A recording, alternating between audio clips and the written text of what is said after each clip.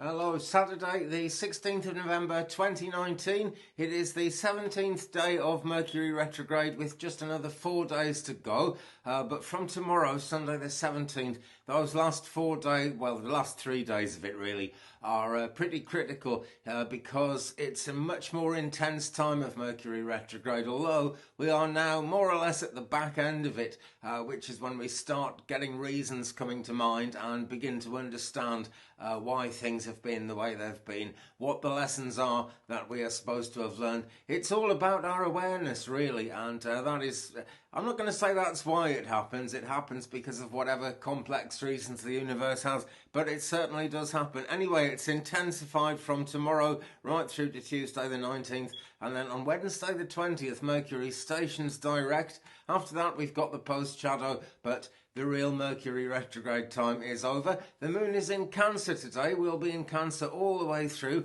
until actually tomorrow, Sunday the 17th. The moon is going to enter Leo, and that is 3 minutes to 2 p.m. Pacific, 3 minutes to 5 p.m. Eastern, and 3 minutes to 9 p.m. here in UK.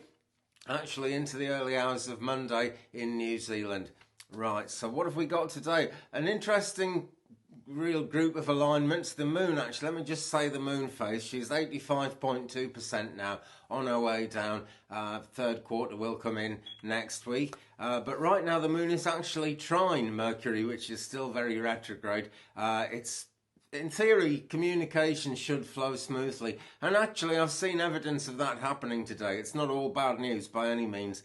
People expressing their feelings, expressing their emotions, that kind of thing, and it's not a bad time at all for people getting together either.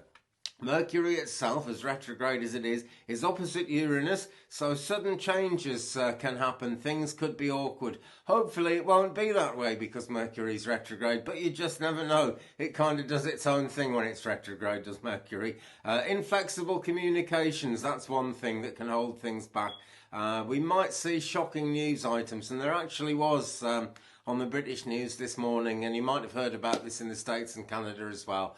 Prince Andrew has long been accused of paedophile activity, or kind of sex with minors, and that seems to be coming out. The questions are being asked.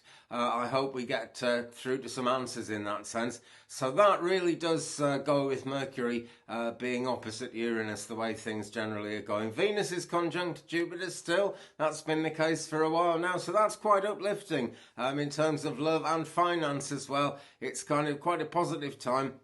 And generally speaking, the influence that has on things is positive, and I can see that happening as well. So, Mercury retrograde doesn't knacker everything, and we are very, very close to the end of it. Mars still void in Libra. Well, Mars is going to be in Scorpio before too long. Kimberly Davis, sorry, I've got another friend called Kim Davis, but Kimberly Davis in San Francisco. You were saying you're looking forward to that. I think a lot of us actually are, because things are just going to be that bit smoother. Mars in Scorpio, well, that is quite a difficult situation, generally speaking, but it, brings things to their senses, shall we say. It can do that in quite an aggressive way. I wouldn't say in a It will still actually be in Scorpio, and it will stay in Scorpio right through the post-shadow until a couple of days afterwards. So Scorpio is quite a big influence, whichever way we look at it. Anyway, that's a very quick rundown of things. Thanks very much for watching. I hope you have a great day. Thumbs up, please, if you've enjoyed it. Hit that subscribe button, tap that bell, leave that comment. We will share the journey, and I'll see you again very soon. Have a good one. Peace.